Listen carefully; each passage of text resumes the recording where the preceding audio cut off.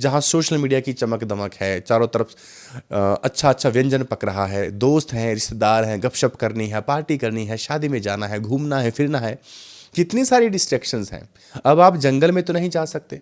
अगर आप बहुत कुछ छोड़ दें तो लोगों के साथ तो लेना देना रहेगा ही। अब आप भले ही शांत रहना चाहें, लेकिन कोई आएगा और आपको प्रभावित कर देगा। श्री कृष्ण ने बताई है कि किस तरह से कर्मयोग करो, खुल के करो, जबरदस्त करो, लेकिन उस परमात्मा के आश्रय ही करो।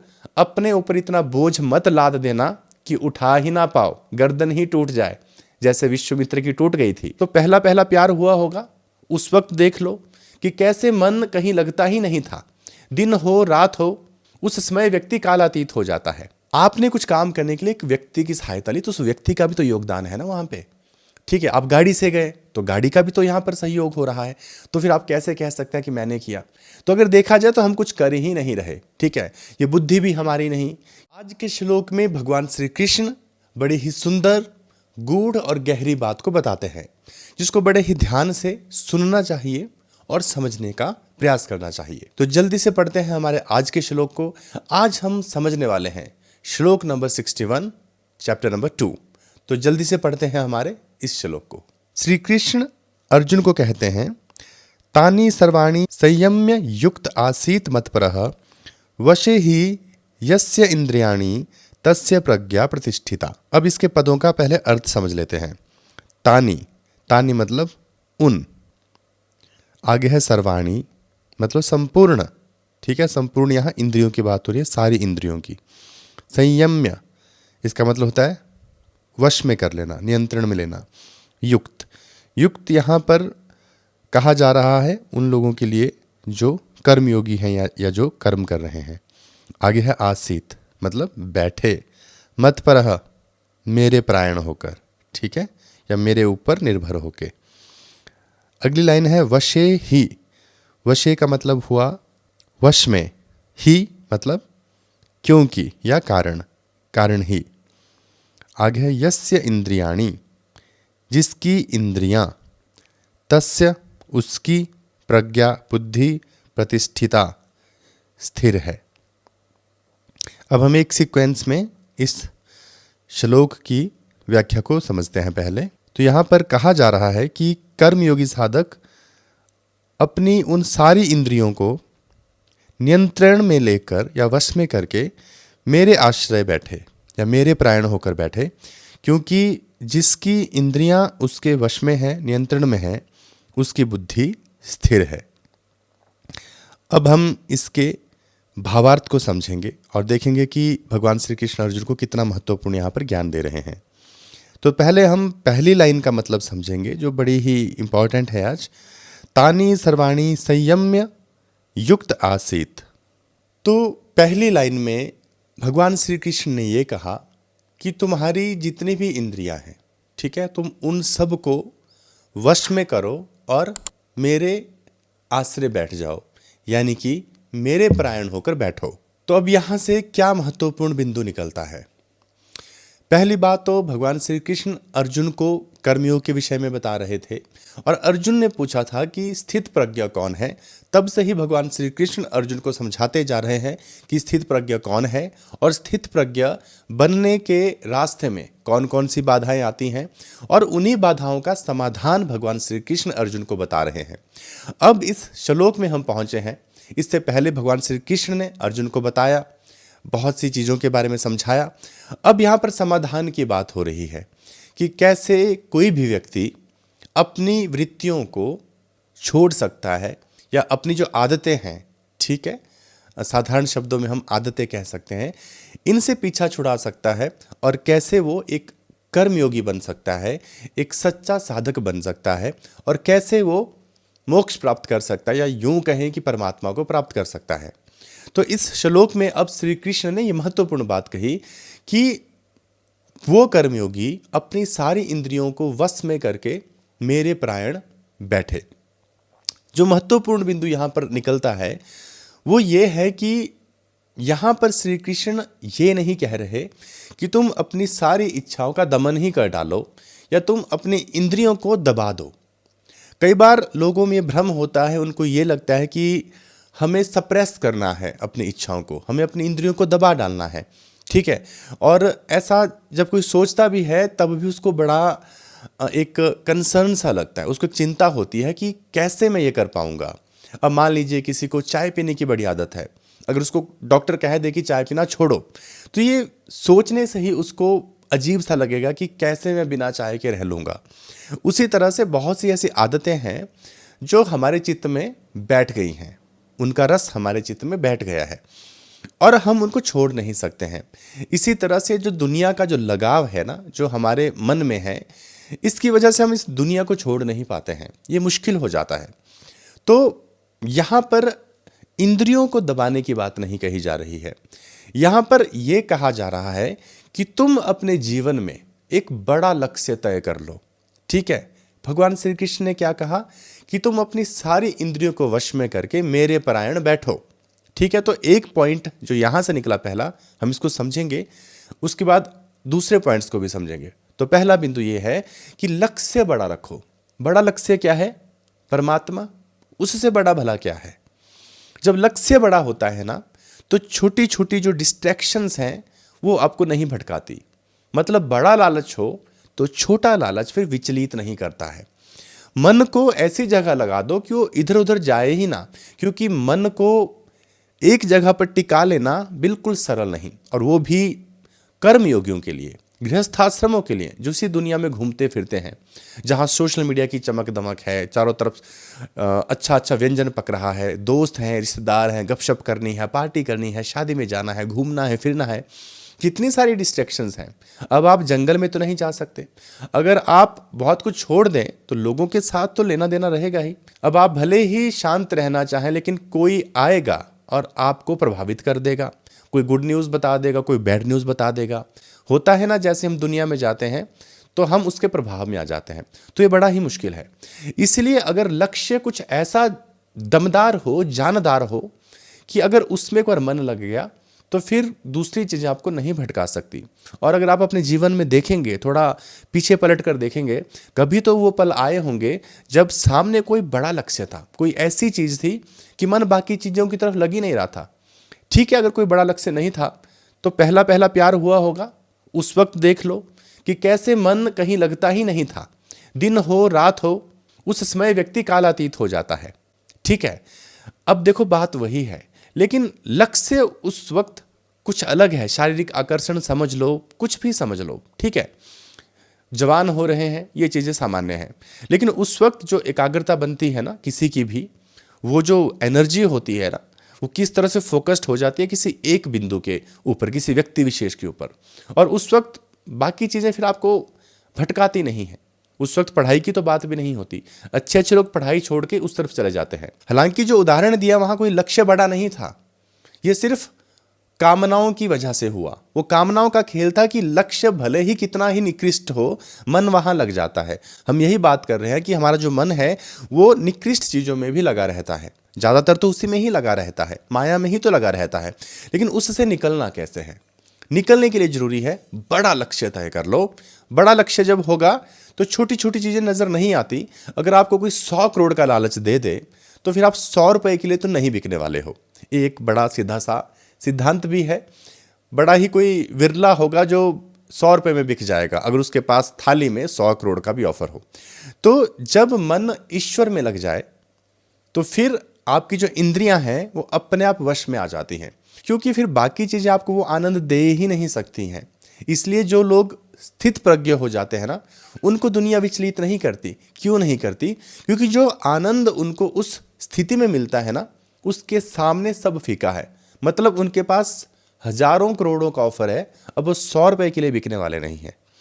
तो ज़्यादातर हम लोगों को वो ऑफर मिला नहीं भगवान वाला, या हमने उसको कभी अनुभव किया ही नहीं, इसलिए हमको ये दुनिया ही ज़्यादा अच्छी लगती है और हम इसी में फंसे रहते हैं, क्योंकि हम दूसरे किनारे पर कभी गए ही नहीं हैं। हमने वहाँ जाने का प्रयास भी नहीं किया, लेकिन जो उस किनारे पे गया वो फिर कभी लौट के नहीं आता है। ये सबसे बड़ी बात है। तो एक बिंदु तो ये हो गया कि अगर लक्ष्य बड़ा हो जाएगा तो इंद्रियां गलत दिशा की ओर भागेगी ही नहीं। तो यहाँ से ये भी समझ में आता है ना कि अगर फोकस करना हो, ध्यान लगाना हो, तो ऐसी चीज़ पे लगा लो कि फिर वो भटके ही ना। जब हम बात करते हैं कि ध्यान लगाएं कैसे, तो यहाँ पर जो हम सीक्रेटली बोल रहे हैं, हम ये कह रहे हैं कि ध्यान भटकने से कैसे रोकें। अगर ध्यान भटकने से रोक लिया तो वो तो स्वतः ही सिद्ध है, उसको फिर कुछ करने की जरूरत नहीं रह जाती। अब यहाँ दूसरा बिंदु है। दूसरा बिंदु ये है कि यहाँ कहा जा रहा है कि जो कर्मयोगी है वो मेरे परायण होकर बैठे। इससे पहले भगवान श्री कृष्ण ने क्या कहा था पिछले श्लोक में, कि बड़े से बड़ा विद्वान हो वो भी भटक जाता है, क्योंकि हमारे चित्त में भोगों की छाप तो रह ही जाती है। अब जो इस दुनिया में जी रहा है, घूम रहा है, फिर रहा है, वो अलग अलग तरह के भोगों को भोग रहा है, तो आसक्ति तो रह ही जाएगी। ठीक है, यानी कि कोई बर्गर चाउमीन बहुत पसंद करता है ना, अब वो उससे भले ही दूर चला जाए, लेकिन किसी दिन वो उसके सामने आ जाए, और वो भी तब जब बहुत ज़ोरों की भूख लगी होगी, उससे रहा नहीं जाएगा। तो ऐसा इसलिए हुआ क्योंकि उसने उसका सेवन पहले से किया हुआ है। लेकिन वो व्यक्ति जिसने कभी उसका सेवन नहीं किया, वो चीज़ें उसको उतना प्रभावित नहीं करने वाली हैं, लेकिन जिसने पहले किया है वो अपने आप को रोक नहीं सकेगा। तो कृष्ण भगवान कहते हैं कि बड़े से बड़ा विद्वान व्यक्ति भी अपनी कामनाओं के जाल में फंस जाता है। हमने पहले विश्वामित्र का उदाहरण भी दिया था कि विश्वामित्र कैसे साधना छोड़कर अप्सरा के पीछे चले गए थे और शादी कर ली थी। वो बिल्कुल भूल गए थे कि वशिष्ठ को क्या चैलेंज करके आए थे, चुनौती दे के आए थे कि मैं ब्रह्म ऋषि बनकर आऊंगा, इसलिए तो तपस्या करने आए थे। उन्हें कोई भगवान नहीं चाहिए था, वो तो बस अपने अहंकार को पुष्ट करना चाह रहे थे। लेकिन सोचिए, जब सुंदरी सामने आई तो सब गया तेल लेने। ठीक है, शादी कर ली और गृहस्थाश्रम में चले गए, आराम से जीवन जी रहे थे। अगर इंद्र बीच में आकर मेनका को वापस ना बुला लेते तो आराम से जी ही रहे थे वहां पर, सब कुछ भूल भाल के। तो कामनाएं ऐसे षड्यंत्र कर सकती है कि बड़े से बड़ा विद्वान व्यक्ति भी जो धर्म के मार्ग पे चल रहा है भटक सकता है। मतलब ऐसी कामनाएं हैं कि इनके जाल से निकलना संभव नहीं हो पाता है। इसलिए भगवान कृष्ण कह रहे हैं कि इनसे निकलने का तरीका यह है कि तुम पहले तो मेरे भरोसे आ जाओ। ये अहंकार मत पालो कि तुम ये कर भी सकते हो, क्योंकि जब हम ये सोचते हैं कि हम विद्वान हो गए, हम ज्ञानी हो गए, अब हम सारी कामनाओं से मुक्त हो जाएंगे, तो यहाँ पर एक अहंता भाव पैदा हो जाता है। मतलब अहंकार की बात हो रही है कि मैं देखो कितना नियंत्रण कर सकता हूं अपने ऊपर, मैंने तो सिद्ध कर लिया खुद को, अब तो मेरी इंद्रियां मेरी ही बात सुन रही हैं। तो ये सारा बोझ अब हमारे ऊपर आ चुका है।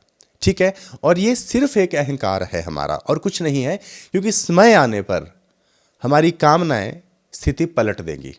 इसलिए भगवान ने कहा कि अपने इन छोटे छोटे कंधों पर इतना बड़ा बोझ लेकर मत चलो, मेरे परायण बैठो, मेरे आश्रय में बैठो और फिर चलो, क्योंकि उससे अहंकार नहीं आता। अहंकार कब आता है? अहंकार तब आता है जब हम ये मानते हैं कि हम कर रहे हैं, भले ही हम निरंतर सेवा कर रहे हैं, लेकिन थोड़ा सा रह जाता है ना कि सेवा कर कौन रहा है, मैं कर रहा हूं, मेरे द्वारा हो रही है। तो इसलिए ये समस्या आ जाती है कि फिर वो अहंकार फिर रह जाता है, और समय आने पर उसी अहंकार में स्थित जो कामनाएं हैं वो फिर विशालकाय दैत्य का रूप धारण कर लेती हैं। तो भगवान श्री कृष्ण यहाँ पर कह रहे हैं कि अहंकार से बचना है।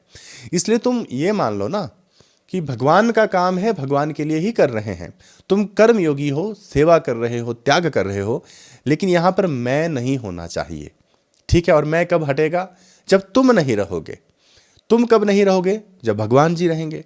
भगवान ने एक काम दिया था, आज पूरा दिन वो किया और फिर भगवान को ही समर्पित कर दिया, तो अब मेरा यहाँ पर कोई काम नहीं, मैं हूँ ही नहीं यहाँ पर।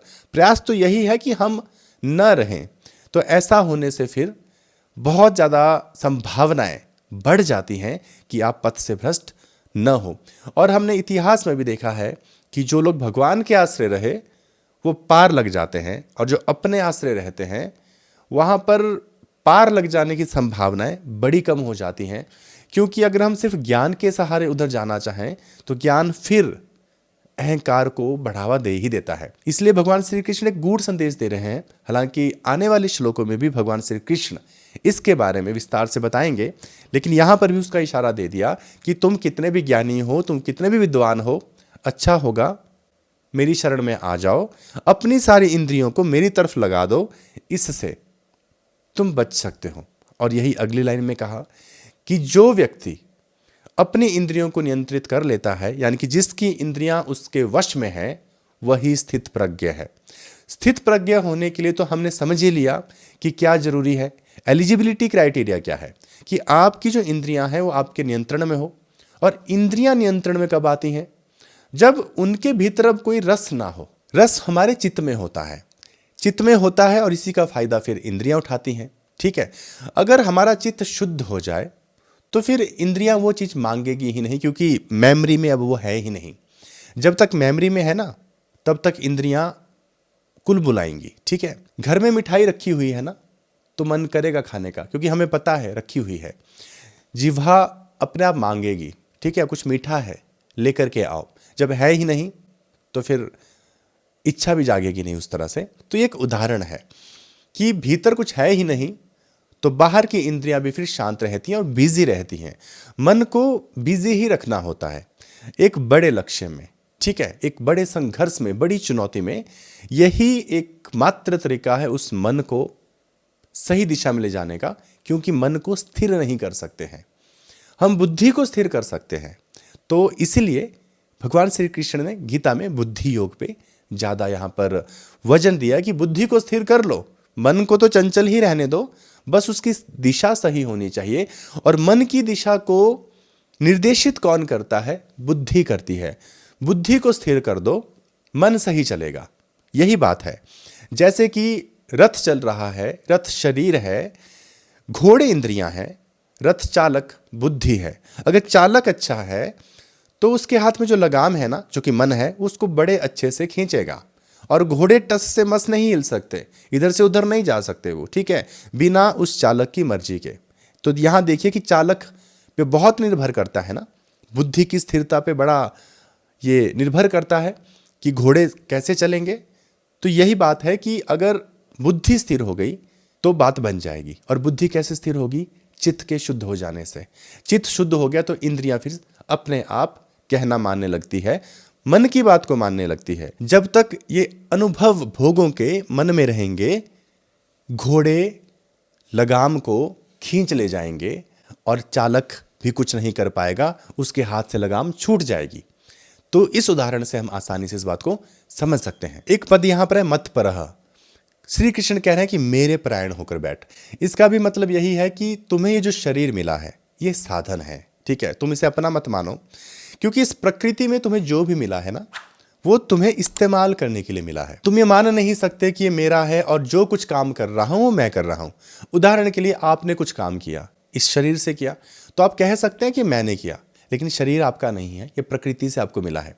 और जो भी आपने काम किया वो करने के लिए आपने बहुत सी चीजों का इस्तेमाल किया, बहुत सारी रिसोर्सेज को यूज किया ना। तो रिसोर्सेज कहां से मिले? आपने कुछ काम करने के लिए एक व्यक्ति की सहायता ली, तो उस व्यक्ति का भी तो योगदान है ना वहां पे। ठीक है, आप गाड़ी से गए तो गाड़ी का भी तो यहां पर सहयोग हो रहा है। तो फिर आप कैसे कह सकते हैं कि मैंने किया? तो अगर देखा जाए तो हम कुछ कर ही नहीं रहे। ठीक है, ये बुद्धि भी हमारी नहीं, ये शरीर भी हमारा नहीं, ये प्रकृति भी हमारी नहीं, हम प्रकृति ही तो हैं। तो जो कुछ भी हो रहा है वो एक संगठन से हो रहा है। संगठन मतलब एक ग्रुप से हो रहा है। जितना कुछ भी हमें मिल रहा है उसी के सहारे हो रहा है। मैंने एक काम किया, मैं कैसे दावा कर सकता हूं? मैं सांस ले रहा हूं, मैं जिंदा हूं, तो हवा को क्रेडिट कौन देगा? ऑक्सीजन को क्रेडिट कौन देगा? सूर्य को क्रेडिट कौन देगा? ठीक है, अन्न को कौन क्रेडिट देगा? ठीक है, हर चीज को कौन क्रेडिट देगा? मैं अकेले ही कैसे क्रेडिट ले जाऊं? ठीक है, तो यहां पर यह बात हो रही है कि कृष्ण बता रहे हैं कि भैया तेरा यहां कुछ है नहीं, तुझे साधन मिले हुए हैं, इसलिए तू कुछ कर पा रहा है। तो इसलिए जो कुछ भी हो रहा है वो मेरे कारण ही हो रहा है, इसलिए तू इस बात को समझ जा और मेरे ही परायण होकर बैठ जा। ये अहंकार मत पाल कि तू कहीं भी है, तू कहीं नहीं है, तू तो मेरा ही रूप है, तू तो आत्मा है। ठीक है, तो इसलिए तू अपने ही पास आकर बैठ जा, अपने ही समीप आकर बैठ जा और फिर तू काम कर। वैसे काम करेगा तो तेरी सारी इंद्रियां अपने आप में वश में आ जाएंगी और तू स्थित प्रज्ञ हो जाएगा, यानी कि तू अपने स्वरूप को जान जाएगा। अब एक और महत्वपूर्ण बिंदु पे बात करते हैं कि भगवान श्री कृष्ण कर्म योग की बात कर रहे हैं, तो उनको कुछ ऐसे बताना चाहिए था जिससे कर्म योग को ज्यादा जस्टिफाई कर पाए, यानी कि कर्म योग को देखकर कुछ उदाहरण देने चाहिए थे। लेकिन भगवान श्री कृष्ण स्पष्ट कह रहे हैं कि तुम मेरे परायण होकर बैठ जाओ। ठीक है, तो यहां पर अगर हम देखेंगे कि कर्म योग की बात तो हो रही है, लेकिन इसके साथ साथ भगवान श्री कृष्ण इसमें भक्ति योग का संपुट दे रहे हैं। भक्ति योग क्या है? परमात्मा के परायण हो जाना। कि आप ही सब कुछ हैं, आप ही करवाने वाले हैं, मैं करता नहीं हूँ। ऐसा साधक खुद को करता नहीं मानता। वो मानता है कि भगवान का आदेश है या भगवान का कर्म है, मैं भगवान की सेवा कर रहा हूँ, ठीक है, जो भी मिल रहा है वो भगवान का दिया हुआ है, कुछ मिले कुछ ना मिले कोई फर्क नहीं पड़ता, सब भगवान का है। ऐसे मानकर चलना, इसे कहते हैं भक्ति, ठीक है, भगवान के आश्रय चलना। तो कर्म योग तो है ही, लेकिन यहाँ भक्ति की भी बात हो रही है। देखिए भगवान श्री कृष्ण कर्म योग में क्या कहते हैं कि कर्म ही करो, योगः कर्मसु कौशलम, ठीक है, कि ऐसे कर्म करो कि योग हो जाए, सेवा करो। तो कर्म को बड़ा महत्व दिया भगवान श्री कृष्ण ने, कर्म योग के बारे में ही पढ़ रहे हैं, लेकिन अचानक से भगवान श्री कृष्ण कहते हैं कि मेरे परायण होकर बैठ जा। ये भी स्पष्ट कर लिया कि तुम होंगे कितने भी बड़े कर्मयोगी, ठीक है, तुम्हें योग भी मिल रहा होगा, लेकिन तुम्हें पूर्ण प्राप्ति नहीं हो पाएगी। उसके लिए तुम्हें भक्ति का भी सहारा लेना पड़ेगा, या भक्ति का ही सहारा लेना पड़ेगा। उसके बिना भगवत प्राप्ति नहीं हो सकती है। यह भगवान श्री कृष्ण का यहां पर एक संदेश है, क्योंकि कर्मयोगी भटक सकता है, वो पूर्ण रूप से शुद्ध नहीं हो सकता है, क्योंकि ये रत्ती मात्र जो अहंकार है ना, जो हमारे होने की वजह से रहेगा ही। हम कितना भी मान लें हम नहीं हैं, भगवान ही है, सब भगवान के लिए कर रहे हैं, फिर भी रह जाता है। इसलिए भक्ति का सहारा लेते हैं, बार बार ये कहते हैं कि परमात्मा ही है, भगवान ने ही दिया है, भगवान का ही सब है, भगवान के लिए ही हो रहा है। तो जब बार बार ऐसी धारणा होती है तो धीरे धीरे भक्ति उत्पन्न होने लगती है। अब कर्म योग भी हो रहा है, लेकिन भक्ति के साथ हो रहा है। यानी कि भगवान श्री कृष्ण कह रहे हैं कि भक्ति तो हमेशा ही रहने वाली है। ये एक गूढ़ बात है कि भले ही कितना भी बड़ा कर्मयोगी हो, वो भी भक्ति ही कर रहा होगा। अगर नहीं कर रहा है तो फिर भटकने का चांस है।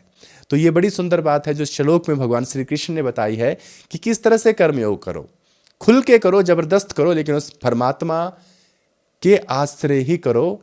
अपने ऊपर इतना बोझ मत लाद देना कि उठा ही ना पाओ, गर्दन ही टूट जाए, जैसे विश्वामित्र की टूट गई थी। विश्वामित्र में बड़ा अहंकार था, वो किसी की सहायता भी नहीं लेना चाहते थे, वो बस कहते थे कि मैं ही करूंगा, मुझे ही करना है, ठीक है। लेकिन उनके अहंकार का भी उनको फायदा हो गया कि वो भी धीरे धीरे ईश्वर की ओर चल पड़े और ब्रह्म ज्ञानी हो गए। तो देखिए अहंकार इस तरह से भी इस्तेमाल किया जा सकता है। आप अहंकारी होकर भी भगवान की ओर चलते हैं तो भी कल्याण हो ही जाता है। तो ये भी एक बड़ी बात है। खैर विश्वामित्र एक बहुत ही महान ऋषि रहे हैं, हमें उनसे सीखने की ज़रूरत है, समझने की ज़रूरत है कि किस तरह से जीवन को जीना चाहिए। लेकिन हम उनका उदाहरण देते हैं कि इतने ज्ञानी होने के बावजूद भी वो रास्ता भटक गए थे, लेकिन उसके बाद वो फिर से अपनी साधना में लौट गए थे और ब्रह्म ऋषि बने थे। तो हमें यह भी सीखना है कि अगर हम लोग अपने जीवन में कहीं भटक भी गए ना, तो देर नहीं हो गई है, उसका पश्चाताप नहीं करना है, फिर से लौटना है और अपनी साधना में लग जाना है। भले ही जीवन का लास्ट मिनट बचा हो, क्या फ़र्क पड़ता है, उस लास्ट मिनट में भी एक अच्छा काम हो सकता है, उसमें भी कर्मयोग हो सकता है, उसमें भी नाम जपा जा सकता है। तो आज का ये श्लोक इसी के बारे में था। उम्मीद करता हूँ आपको श्लोक अच्छे से समझ में आ गया होगा। अब हम मिलेंगे हमारे अगले वीडियो में अगले श्लोक के साथ। तब तक के लिए आप अपना ख्याल रखिए।